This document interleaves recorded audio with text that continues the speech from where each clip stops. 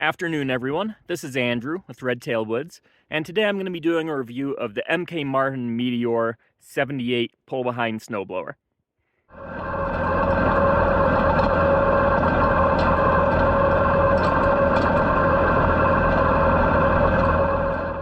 I want to give you my first impressions of this snowblower. I've had it for a couple months, but I probably only used it for about 5 or 6 days.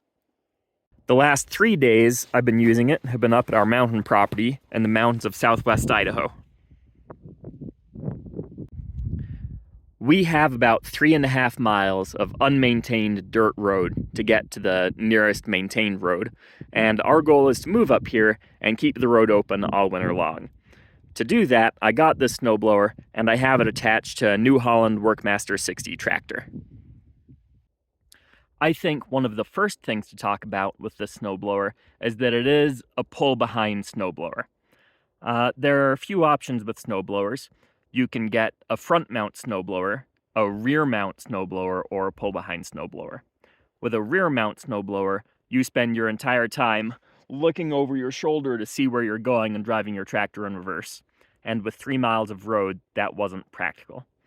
I would love to have a front-mount snowblower, but to do that, you either need a front PTO, which I don't have, or really high hydraulic flow, which I also don't have.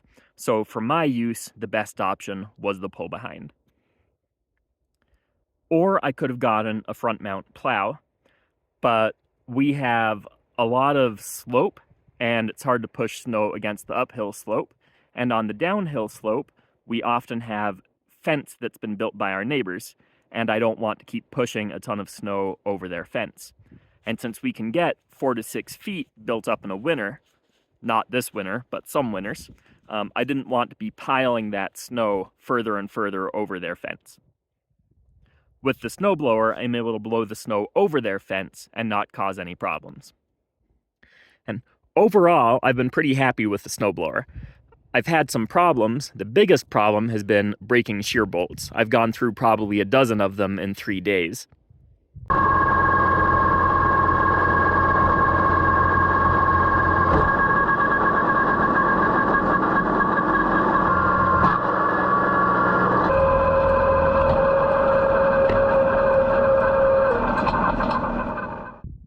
But I don't think that's the snowblower's fault. I wasn't planning on keeping this road open this winter, so there was no prep done on the road. It hasn't been graded in years. There's rocks and twigs and full branches and pieces of firewood scattered all over it. So every shear bolt that's broken has been in a situation where the shear bolt should have broken to protect the PTO of my tractor.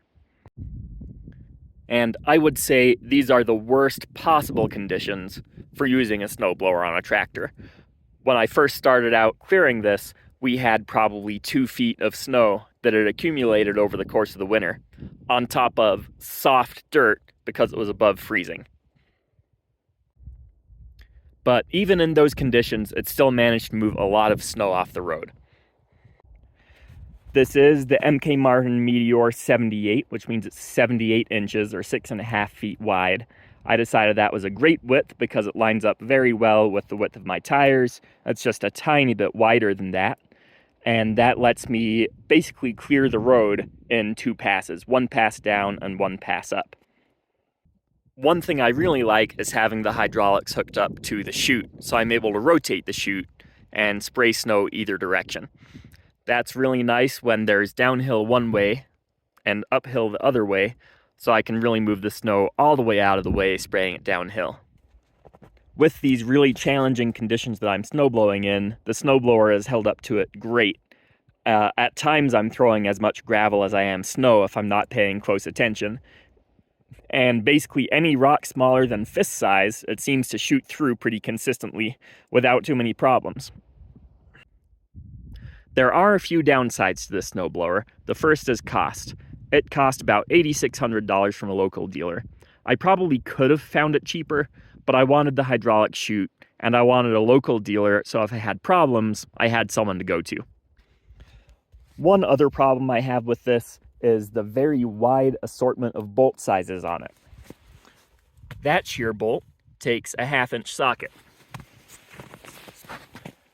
These mount with I think it's a 3/4. The shear bolt for the PTO takes a 17 millimeter. I don't remember what size that bolt is, but it's none of the ones I listed so far. Same for that bolt. It's a different size bolt than that bolt, even though they both hold the same cover on. This one twists off, but this side is a bolt. I think that doesn't make much sense. I'd love to be able to carry just a couple of wrenches and be able to do most of the work I need to on this snowblower. As it is, I need to carry a full toolkit. One other criticism are these skids on the side. I've found that in most conditions, they're either too big or too small.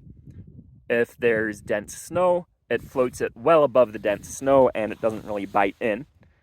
But in the soft conditions I have today, it's still sinking into the gravel and not floating it high enough. That's something I'm probably going to fix myself and just bolt through those holes something wider to keep it floating a little bit higher out of the gravel. And then once we have good dense snow, I'll just take them off altogether. As far as customer support from the company, I have no clue how it is. I haven't had any problems where I've needed to contact them, so that's a good thing. One thing I wish they had on it was an easy way to attach a lever to rotate the blower manually. I find that once it binds up, it's really hard to get it all the way clear, just because there's nothing to push on to make it rotate. Overall, I'd give the blower probably 4 out of 5 stars. I'm definitely glad I bought it. I'm definitely going to use it a lot. The only upgrade I'd really make would be to a skid steer or something where I can mount a snowblower on the front. But as long as I have the tractor, I think I'm going to get a lot of good use out of the snowblower. I'm definitely looking forward to using it next year after I've had a chance to regrade the road and remove a lot of the debris that's causing so many problems this year. Now, I have a couple more miles of road I want to get clear today, so I'm going to get back to work.